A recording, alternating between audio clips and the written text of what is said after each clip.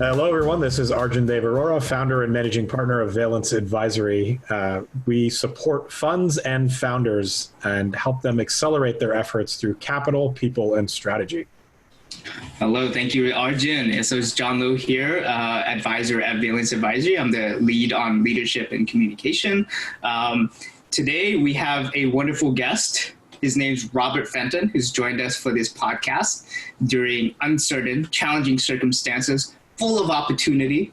And so, Robert, without me positioning too much about who you are and what you do, what you're currently working on, let's start there. What is your current role and what are you all working on now? Sure. Thanks, John. Thanks, Arjun. Excited to chat with you both today. So my name is Robert. Appreciate the intro. Founder and CEO of Qualio. We're a modern quality operating system for life sciences companies. So we unite their team, their tools, and their data so they can become quality driven, which basically means to get to market quickly, to get to scale faster, and need to mitigate a lot of the regulatory risk, which of course can hold back some of these companies as they try and build their businesses. Currently CEO, like I said, my role has changed a lot over the last year. You guys know from when we were much smaller, I was operating and also running the business. Fortunately, over the past year, I've had the great fortune of building a great team. So a lot of my time now is working directly with them. Great. Thank you, Robert. And so Robert, because I think this is relevant given the context, my understanding is even before recent mass events transpired, you already advocated for a remote-only culture at Qualio. Is that correct? Absolutely. It's been part of our DNA from the very beginning, because I moved over here now 4 years ago, and we had our engineering team in Europe. So it kind of came from just necessity.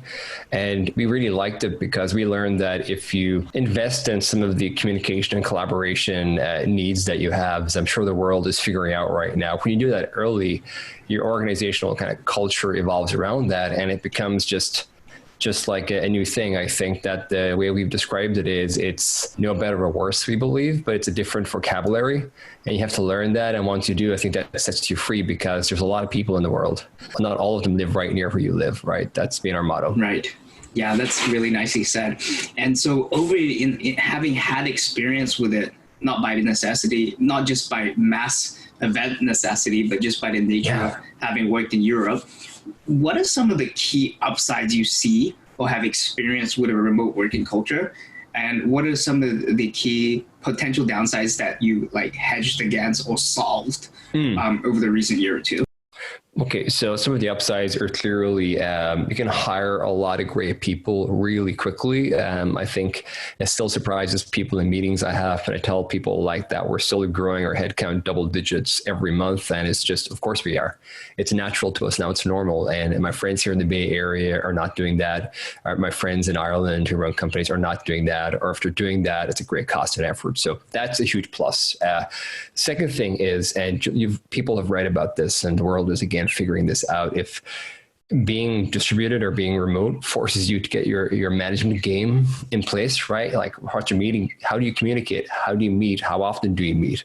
What are people's goals? All of these things which you can somewhat take for granted until you get to maybe 80 or 100 people in one office. You have to get right when you're about a dozen people in a remote company, because otherwise things get a lot of friction. So investing in that to us was, I won't say painful. We had to adjust to that as we grew across last year. However, at the other side of that now, we're about 35 people. We're already internationalized. If we needed to get to 70 or 100 people by the end of this year, which is kind of pretty much on our roadmap, we just do that. We don't need to incorporate any more companies. We don't need to look at any more offices. It's just more of the same. So I think when people get to the other side of that, it's all of that is a lot of upside. Of course, you get better cultural sensitivity too, because you get to see and interact with people that are outside of your default cultural bubble wherever you are. They're the upsides we see. Some of the downsides, I don't like the word downsides. I kind of think they're challenges, right? They're challenges that you have to work around. Time zones. If it's 4 p.m. in the evening, I'm not going to call our engineering team with a question. But you know what? Does that happen once every 6 months or 12 months? So not that big a deal. So you have to kind of create your communication cadence to work within that. We've worked on this, right, in our offsite and together on the ideas of your sensory and non-sensory perception of people, right? We're speaking right now and I can see you both, I can hear you both, but I have a limited set of sensors I can use to figure out, are we in rapport? If this is a tough conversation, we're doing this via Zoom. So it requires a more deft hand. But again, we're doing this for quite a while now. I believe I could be speaking with you sitting around a fireplace with, a bourbon and a cigar and a pair of slippers or whatever you imagine as this cozy kind of environment, right? And I don't think I'd feel any different, because it's like people who evolve without sight or hearing. You evolve other senses, and I believe you come out the other side pretty much as good. But at first, it's a challenge. Very well said. Very well possibly said. Always a challenge, but we're comfortable with it. Not a downside, a challenge. Hey, challenge stacking. We've discussed that. So, Arjun, you were going to say something. I just think that that's super interesting, and I think this ability to kind of attune your senses to understand and build rapport, Zoom-based environment, is a fascinating skill set. It seems like you've been on the front lines of that. Folks that's developed that skill set over time. It's very impressive. So excited to learn more about that over time as you share more in the. Of course. Great. And so, Robert, I'm going to switch gears because I think there's something very important for a lot of people to know publicly that they don't know about you, and I'm not going to give it away. But if they haven't figured it out, you're from Ireland. Mm-hmm. You're an entrepreneur from the south of Ireland in Cork. I'd like to give you an opportunity to share a bit about your journey from being a student in college, graduating during the last financial crisis, and actually spotting the opportunity to disrupt the quality management industry and making your way through the ups and downs all the way to the Bay Area, because no one just wakes up one morning and finds himself on the other side of the world with some strange techie people, right? I think sometimes that does happen, but hopefully rarely. Yeah, so I'd like you to run us through that journey. I think it's really important, super inspiring, and I'll put questions where I think it's worth unpacking a bit more, but we leave the show to you right now. Yeah, so lots of questions to unpack there. I guess I'm going to summarize that back in learning about tech, getting into tech. And I think you've raised some of those questions to me before we chatted. Part of understanding how I got here, because if you assume I qualified as a pharmacist in 2008, now I run a software company in San Francisco, that sounds like, how do those dots join, right? But it's actually a pretty straight line, as most people's journeys are once you get to know them. So, I've always loved, I think it's the intersection of science and technology has always fascinated me since like my earliest memories of before high-speed internet. Before we had a computer in my household, right? When I was growing up, read every single science and tech magazine or book I could get my hands on. I watched all of the Discovery Channel at least twice, right? And also my dad was a telecoms engineer. So I was thinking this morning before we met, and some memories came back of the hundreds of hours I spent disassembling and reassembling little electrical components. Even like, I remember one thing in particular, it was an electricity generator that was powered by magnets, and you twist a handle and you get an electric shock, or you can power like a telephone to ring or a light bulb or something. And I think I spent probably a year of my childhood playing with that and similar things. So all those things mean that, I always liked both of those things. And if you look at Qualio today, a lot of that is embedded in there. Getting into tech, yes, of course, I'm from Cork in Ireland. Unusual path. I started, I guess, with my interest in science. So after coming out of high school equivalent, I was fortunate enough to represent Ireland internationally in a chemistry Olympiad. So I always loved, again, science, chemistry was a big thing for me. Decided I could pivot that into a career in pharmacy. So later that summer, I started studying pharmacy in Cork in Ireland. Studied that for 5 years. Worked as a pharmacist for about 5 months before I decided it really wasn't for me. And that was during the 2008 crash, right, where the whole world was unemployed. But I was working 7 days a week because I was pretty determined to make it work, and it's always a way to kind of get experience and exposure. Fortunately, when I decided pharmacy wasn't for me, I had worked in Pfizer, one of the world's biggest pharmaceutical companies, in a quality role as an intern. And during my qualification year, where you do practical experience, I'd worked in R&D and manufacturing support roles in one of the world's largest dermatological companies.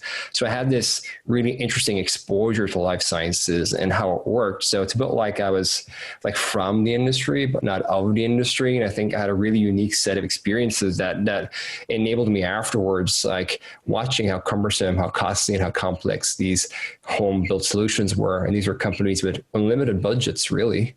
That was really fascinating. So I had the insight that I compare that with my interests, and we can build a better mousetrap, we can build a better product, and one that didn't cost millions of dollars, right, and spend, or a team of people to install, configure, and manage. There had to be a better way. And that was just as SaaS was starting to become a thing.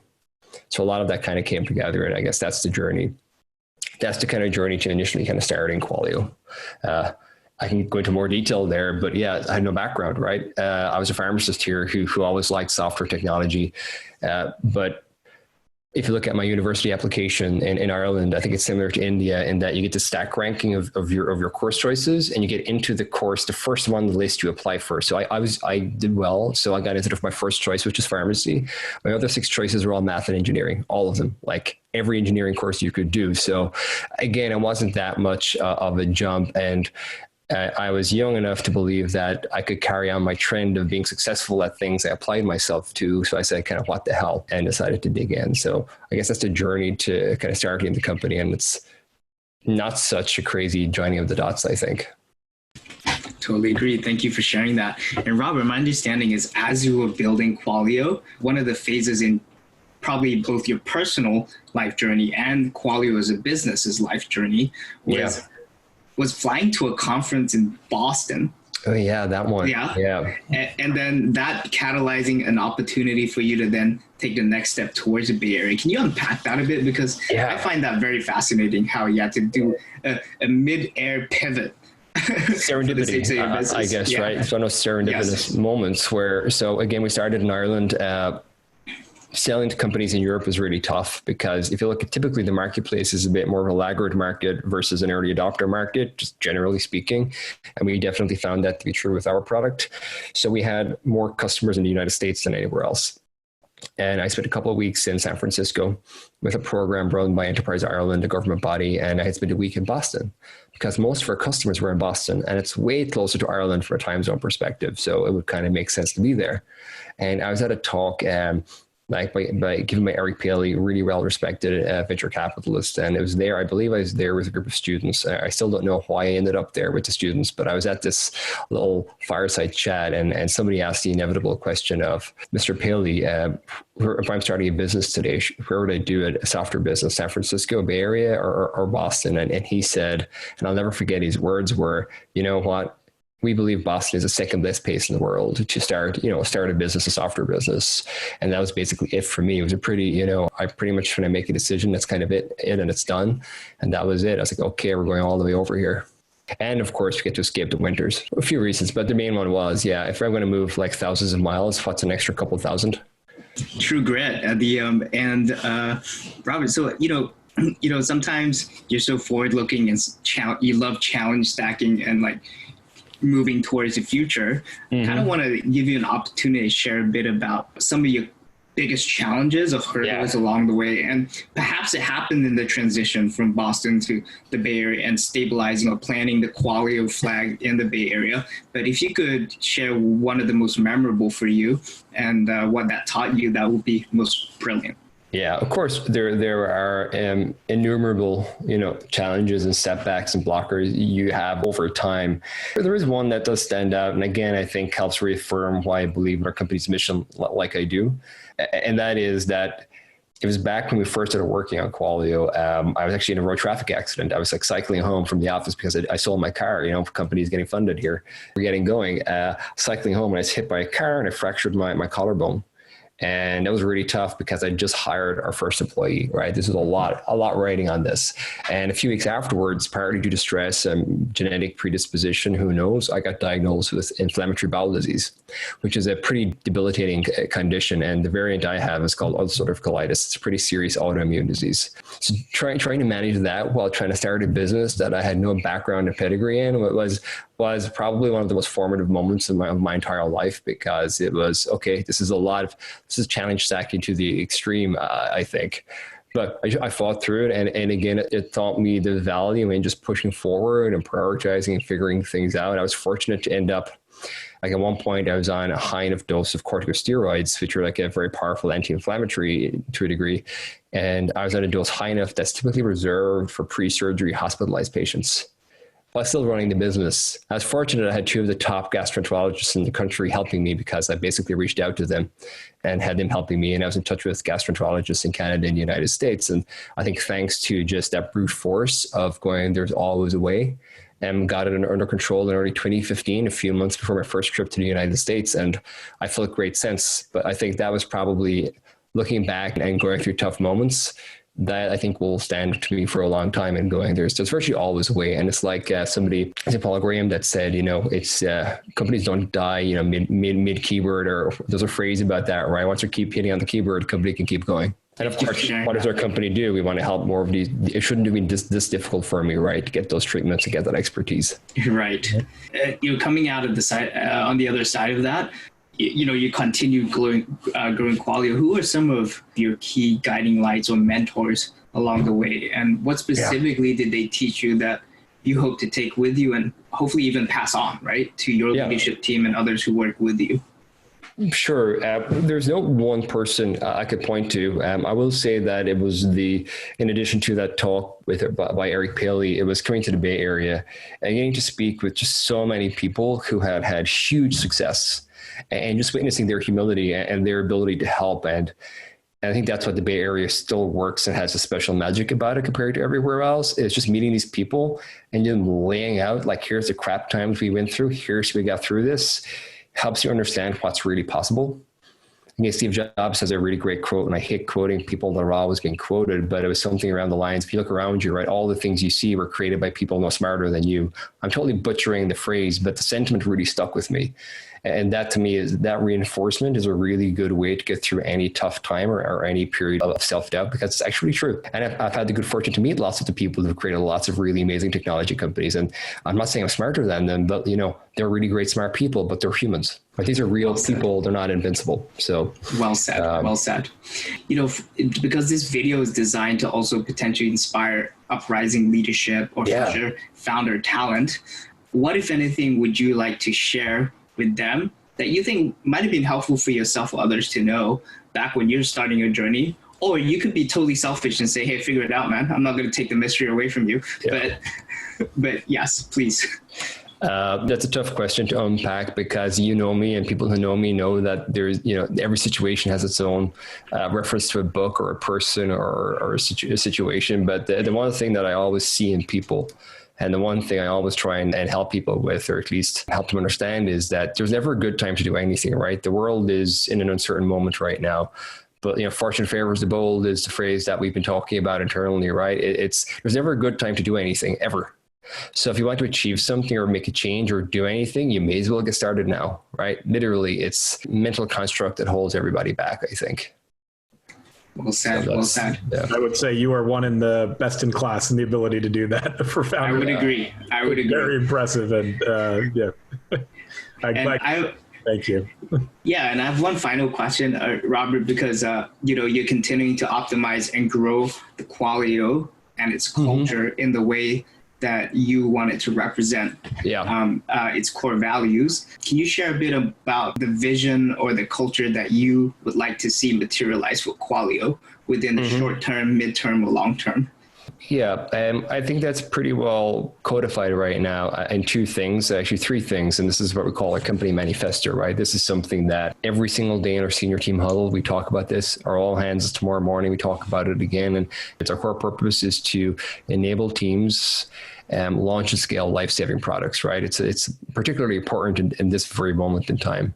To do that, we believe as a culture, as a company, there are 5 principles that we need to operate by every day, right? The first is seeking ownership. We're a remote organization.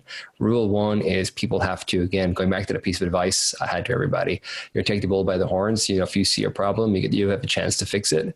And then we try and hire for that, because you're creating a company of leaders then. right? I think that has a lot of payoff. The second thing is being customer centric. Again, could not be more relevant right now. Businesses, some of them, many businesses are going to struggle to get new customers. What's the one thing you can control? Just being awesome for the existing customers that you have. I mean, we're still growing. We're having a really good period now, but still, our existing customers probably could do with some TLC. Same for every business.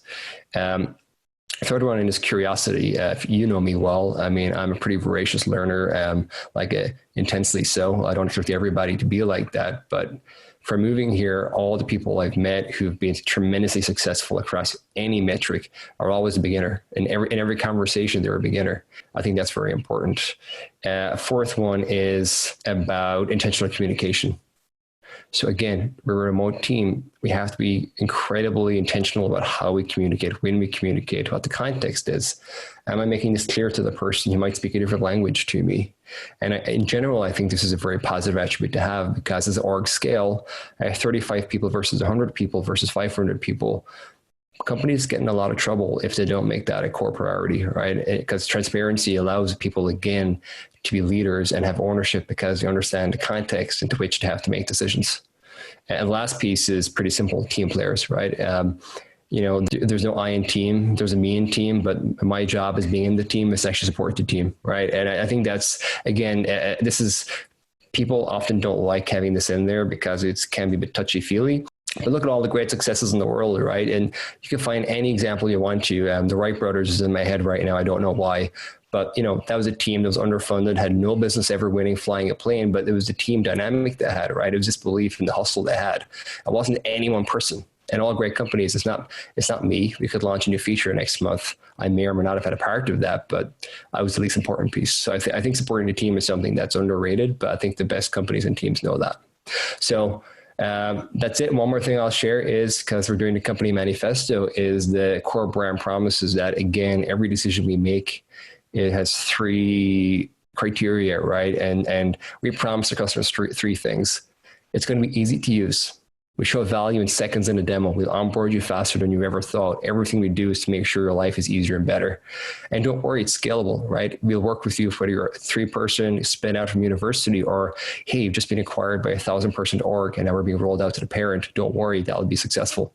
And we're trusted because we handle a mission critical data set for these companies. If you think about it, it's life and death for people and life and death for the company. So we have to be trusted to be up and be reliable. So that took a lot longer than I expected. But as you can tell, we talk about these every day, and I could probably go for an hour, and so could anyone in the team. Yeah. Thank you. I think that's a great way to drop the mic, Robert. Very timely. Thank you for your time today, sharing a bit about yourself and your vision with Qualio.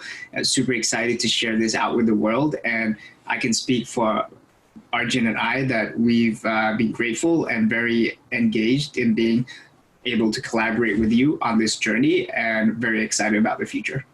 Thank you so much, guys. Really appreciate it. Thank you. Thank you, Robert. Speak soon. Yeah. Bye.